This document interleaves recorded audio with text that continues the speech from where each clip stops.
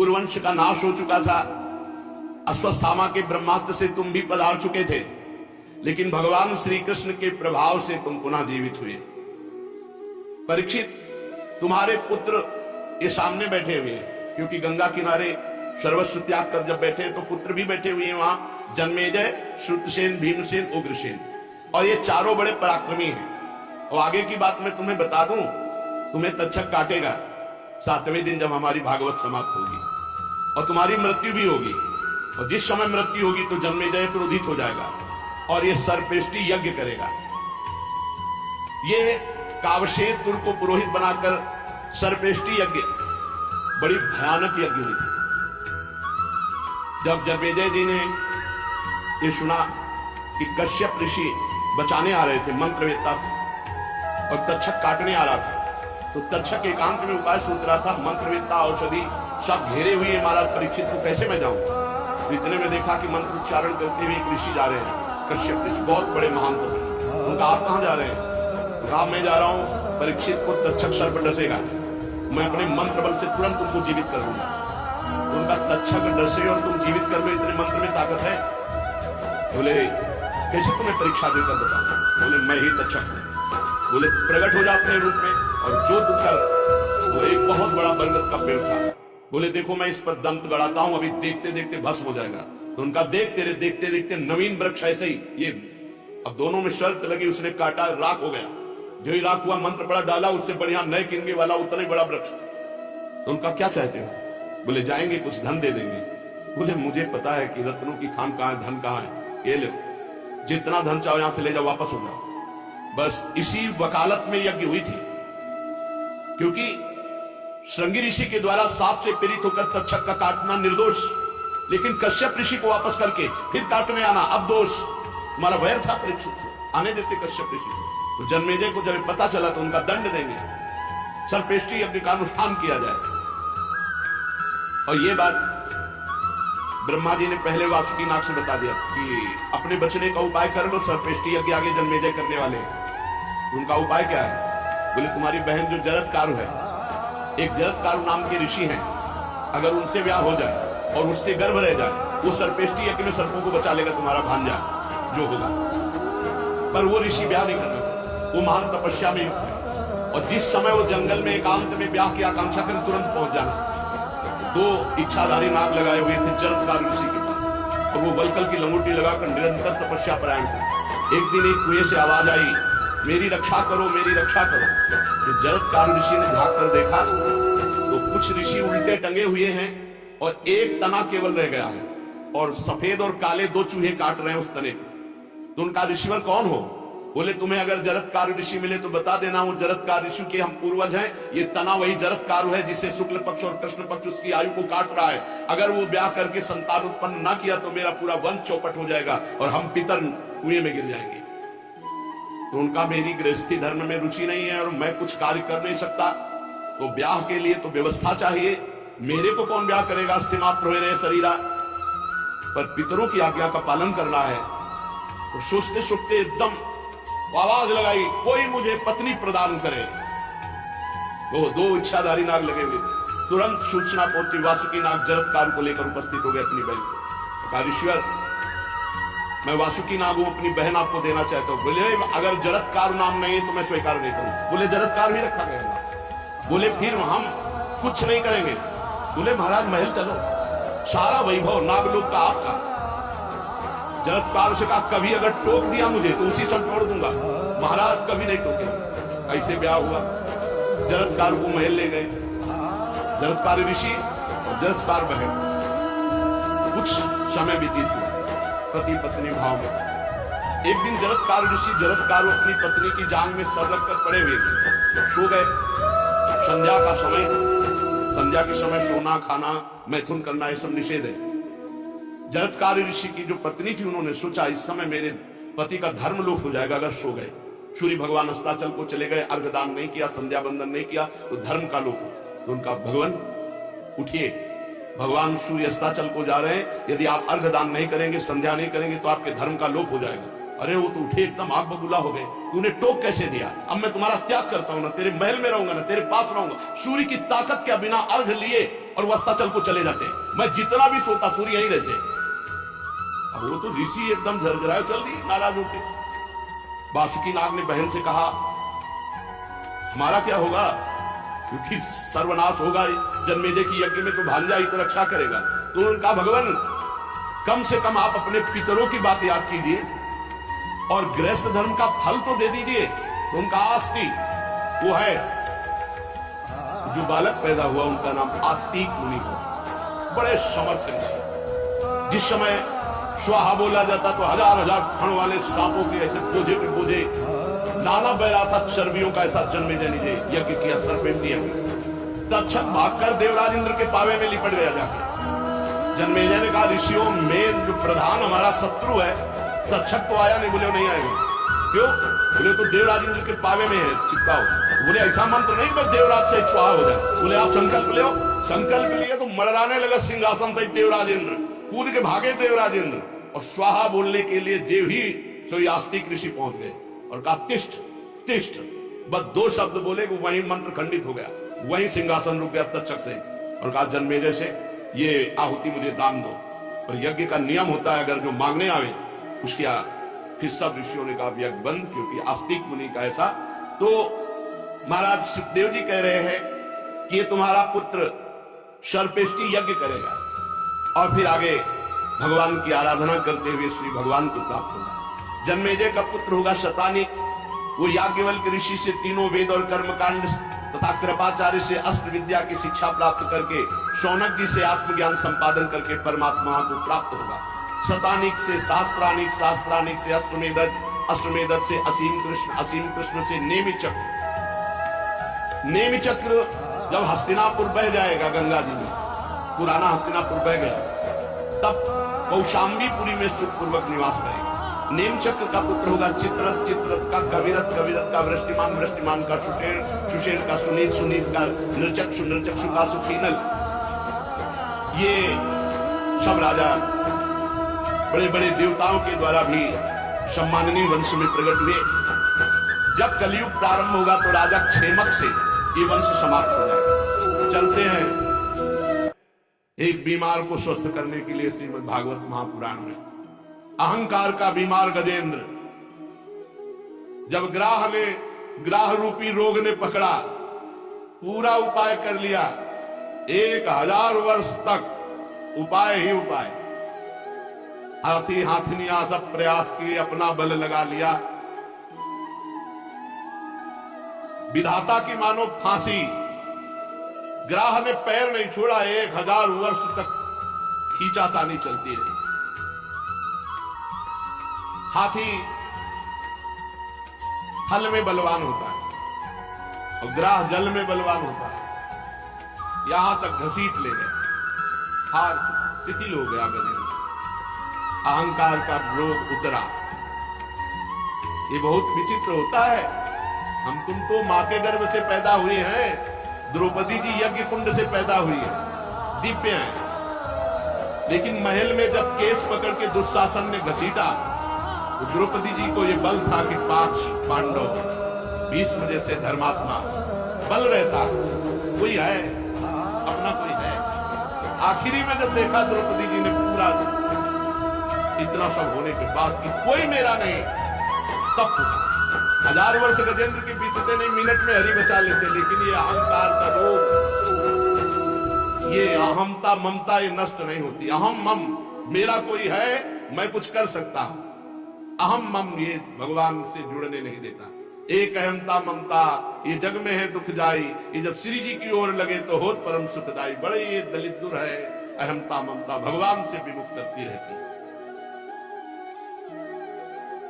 जब गजेंद्र ने देखा कि अब एक झटके में मैं डूब जाऊंगा, तो उसको पूर्व जन्म में जो स्तोत्र जप करता था उसकी याद आ गई।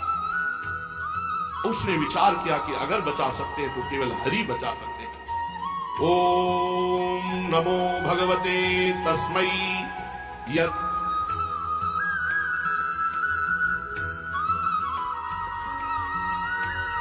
आत्मकम पुरुषायादि बीजाय परेशाया भी धीमहि यस्मिन्निदं यतश्चेदं येनेदं या इदं स्वयं योऽस्मात् परस्मात् परस्तं प्रपत्ते स्वयं भुवम्।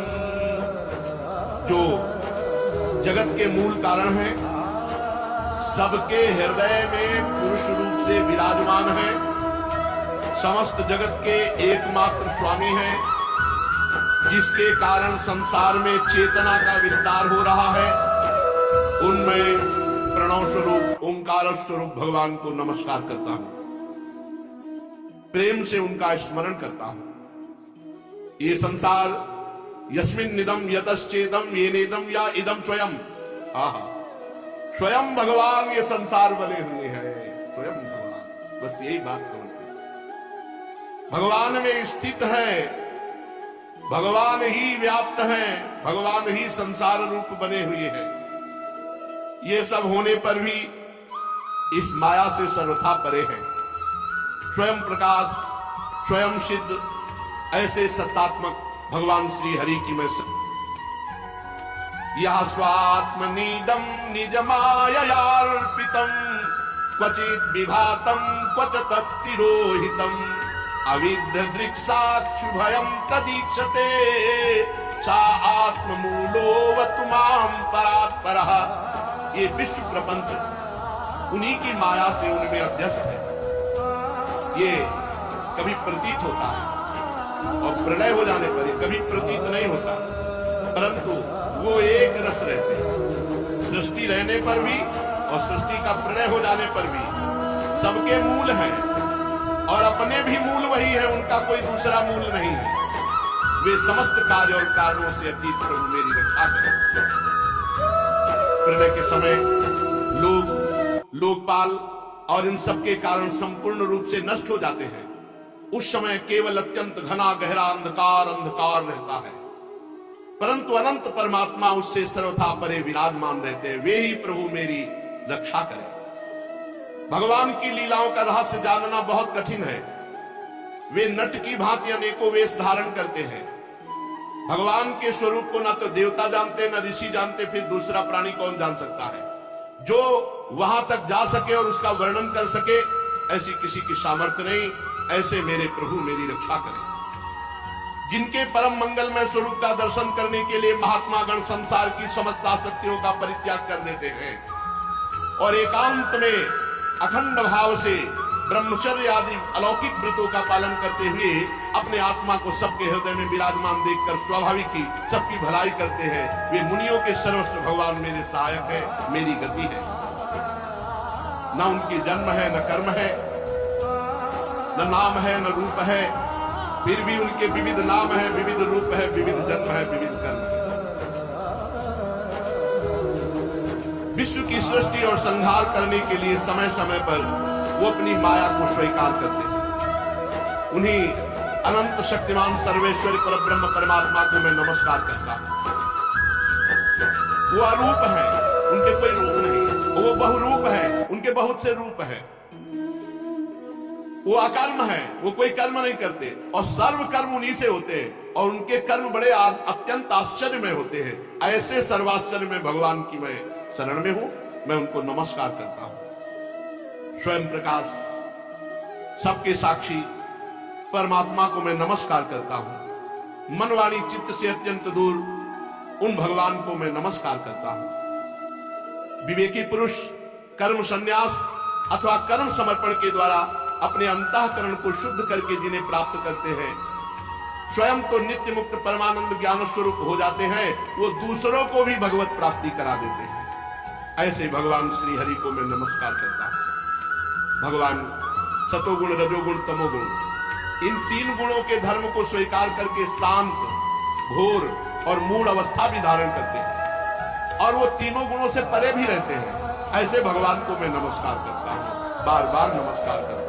हे प्रभु, आप सबके स्वामी हैं, समस्त क्षेत्रों के एकमात्र ज्ञाता सर्व साक्षी हैं। हे सर्व साक्षी प्रभु, मैं नमस्कार करता हूं। आप स्वयं ही अपने कारण हैं, पुरुष और मूल प्रकृति रूप में भी आप ही हैं। आपको बारंबार नमस्कार। आप समस्त इंद्रिय और उनके विषयों के दृष्टा हैं, समस्त प्रतीतियों के आधार हैं। अहंकार आदि छाया रूप असत वस्तुओं के द्वारा आपका ही अस्तित्व प्रकट होता है। प्रभु समस्त वस्तुओं के रूप में आप भास रहे हैं, गजब है। सब भगवान बने हुए समस्त वस्तुओं के रूप में आप हैं। मैं आपको नमस्कार करता हूं। आप सबके मूल कारण हैं, आपका कोई कारण नहीं, तथा कारण ना होने पर भी आप में विकार या परिणाम नहीं होता, इसलिए आप अनोखे हैं। आपको मेरा बार बार नमस्कार है। जैसे समस्त नदी झरने कहीं भी हो, वो सब समुद्र से ही निकले, समुद्र में ही जाएंगे। समुद्र से सूर्य रश्मियां जल खींचती है, वर्षा करती है, उसी से तालाब, झरने, झील, नदियां और सबका पानी फिर वहीं पहुंच जाता है। वैसे ही आप समस्त वेद शास्त्रों के परम तात्पर्य हैं। आप मोक्ष स्वरूप हैं। संत जन आपकी शरण ग्रहण करते, अतः भगवान आपको नमस्कार है। जैसे यज्ञ के काष्ठ अग्नि में अग्नि गुप्त रहती है और मंथन करने पर प्रकट होती है, ऐसे इस जगत में माया से आप ढके हुए हैं, पर मंथन करे विचार ज्ञान तो आपका अनुभव होता है। प्रभु गुणों में क्षोभ होने पर उनके द्वारा विविध प्रकार की सृष्टि की रचना का आप संकल्प करते हैं। जो लोग सन्यासी हैं वो कर्म संन्यास करके, जो भक्त हैं वो कर्म समर्पण करके, आत्म तत्व का ज्ञान प्राप्त करके वो वेद शास्त्रों के ऊपर उठ जाते हैं। ऐसे आत्मा के स्वरूप में आप ही सबके विराजमान हैं। ऐसे श्री हरि को मैं नमस्कार करता हूं। जैसे कोई दयालु पुरुष फंदे में पड़े हुए पशु का बंधन काट दे, वैसे ही आप शरणागतों के माया बंधन को काट देते हैं। आप नित्य मुक्त हैं, परम करुणामय हैं। भक्तों का कल्याण करने में आप कभी आलस्य नहीं करते। आपके चरणों में मेरा नमस्कार है। समस्त प्राणियों के हृदय में अपने अंश के द्वारा अंतरात्मा के रूप में आप उपलब्ध होते हैं। ऐसे सर्वेश्वरी पूर्णानंत महिमाशाली भगवान को मैं नमस्कार करता हूं। जो स्त्री में आसक्त है, शरीर में आसक्त है, पुत्र में आसक्त है, बड़े बूढ़ों, माता पिता, ग्रह संपत्ति, इनमें आसक्त है और आपका भजन नहीं करता, बड़ी कठिन माया है, पार करना बड़ा मुश्किल है और वो दुर्गति को प्राप्त होते हैं। क्योंकि जब तक आपका भजन नहीं होगा, जब तक आप में आसक्ति नहीं होगी, तब तक माया मुक्त नहीं हुआ जा सकता। जीवन मुक्त पुरुष सदैव आपका निरंतर हृदय में चिंतन करते रहते हैं। ऐसे सर्वेश्वर ज्ञान स्वरूप श्री भगवान को नमस्कार है। जिनकी अत्यंत छोटी कला से अनेकों नाम रूप के भेद, ब्रह्मादि देवता, चराचर लोक की सृष्टि होती है, उन भगवान को मैं मन से, बुद्धि से, इंद्री से, शरीर से नमस्कार करता हूं। आपकी माया अहंकार प्रकट करती है, जिससे जीव अपने स्वरूप को भूल जाता है और देह भाव में आ जाता है। जीव अपने स्वरूप को ना जानने के कारण आप सर्वशक्तिमान महामाधुर्य में भगवान के सुख से वंचित रह जाता है। परीक्षित, गजेंद्र ने बड़ी ज्ञानमयी भगवान की स्तुति की। भिन्न भिन्न नाम रूपों में भगवान ही प्रकाशित है, पर गजेंद्र की स्तुति सुनकर के स्वयं भगवान दौड़ पड़े। विश्व के एकमात्र आधार भगवान गजेंद्र की तरफ दौड़े, देखा कि वो बहुत पीड़ित है। वेदमय गरुड़ पर सवार होकर चक्रधारी भगवान बड़ी शीघ्रता से दौड़ पड़े। सरोवर के भीतर बलवान ग्राह ने गजेंद्र को पकड़ रखा था। गजेंद्र बस डूबने ही वाला था। उसने देखा कि आकाश में गरुड़ पर सवार, हाथ में सुदर्शन चक्र लिए हुए भगवान श्री हरि। उसने सरोवर से पुष्प सूर्ण में लिया और ऊपर उठाया और बड़े आर्त भाव से भगवान को पुकारा, हे हरि, हे नारायण, हे जगत गुरु, हे भगवान, आपको नमस्कार। कूद पड़े भगवान, गरुड़ जी को छोड़ दिया और एक हाथ से पकड़ कर ग्राह और गजेंद्र दोनों को बाहर निकाला और सुदर्शन चक्र से ग्राह को परम कर दिया तो गजेंद्र को भगवान बुला दिए। परीक्षित, ब्रह्मा, शंकर आदि बड़े बड़े देवता भगवान श्री हरि के ऊपर पुष्पों की वर्षा करने लगे। सुदर्शन चक्र के स्पर्श से ग्राह को वो गति मिली जो बड़े बड़े ऋषि मुनि तपस्या करके चाह करते हैं। ग्राह तुरंत आश्चर्य में दिव्य शरीर धारण किया ये हुहू नाम का श्रेष्ठ गंधर्व था। देवल ऋषि के शाप से उसको ये गति प्राप्त हुई थी। भगवान के प्रिय पार्षद सुदर्शन चक्र के स्पर्श से वो शाप मुक्त हो गया। सर्वेश्वर भगवान के चरणों में प्रणाम किया, जो ग्राह शरीर छोड़ करके दिव्य तेजों में गंधर्व। इसके बाद भगवान के श्रेयस गायक यश गान करते हुए अविनाशी भगवान की कृपा से वो मनोहर रूप धारण करके अंतर्धान हो गया। भगवान की कृपा से, सुदर्शन जी के स्पर्श से सारे पाप ताप उसके नष्ट हो गए। अब गजेंद्र भी भगवान का स्पर्श प्राप्त किया था, उसका भी अज्ञान बंधन नष्ट हो गया और आत्मस्वरूप का बोध प्राप्त, बोधवान महापुरुष। और वो उसी समय हाथी के शरीर को छोड़कर पीतांबरधारी चतुर्भुज श्याम शरीर भगवत पार्षद रूप गजेंद्र के, ये गजेंद्र को भगवान की स्मृति कैसे आ गई? पशु स्वरूप में तो आना ही नहीं चाहिए। तो कह रहे हैं पूर्व जन्म में द्रविड़ देश का पांड्यवंशी राजा था, उसका नाम इंद्रद्युम्न था। वो भगवान का श्रेष्ठ उपासक, अत्यंत यशस्वी राजा था। अब जब भगवान में मन लगता है तो संसार अरुचि, संसार के प्रति अरुचि होने लगती है। तो राजपाट छोड़कर मलय पर्वत पर जाकर जटाएं बढ़ा ली और तपस्वी का वेश धारण करके मौन लेकर भगवान की आराधना करने लगा। लेकिन ये निषेध है। गृहस्थ धर्म में अपने आप जटा रखाना, अपने आप वेश धारण कर लेना, यह निषिद्ध है। किसी गुरु, किसी महापुरुष को शरण करो, उनकी शरण में जाओ, उनकी आज्ञा के अनुसार ऐसा करो। मनमानी करना अपराध है। उसी समय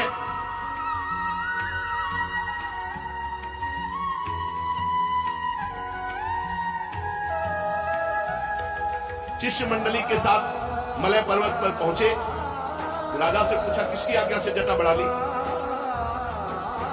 अब वो ऐसे तपस्वी अपने को समझ लिए कि ना खड़े हुए, ना प्रणाम, ना कोई। यही उद्दंडता हुई। दो प्रकार की उद्दंडता। माना तुम्हारा मन गृहस्थ में नहीं लग रहा था, किसी विरक्त महापुरुष के पास जाते, उनकी आज्ञा के अनुसार परिवर्तन करते।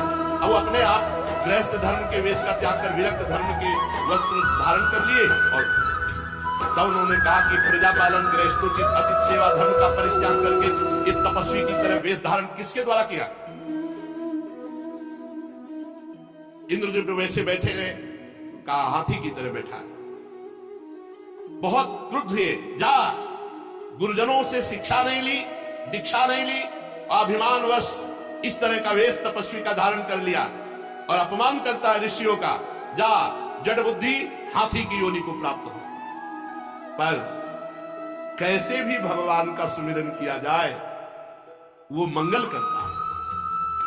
साप वरदान देने में समर्थ अगस्त ऋषि के शाप से ये इंद्रद्युम्न हाथी की योनि को प्राप्त हुए। पर भगवान के नाम जप का ऐसा प्रभाव कि अगले जन्म में, अंतिम समय में भगवान की याद आ गई, सब काम बन गया।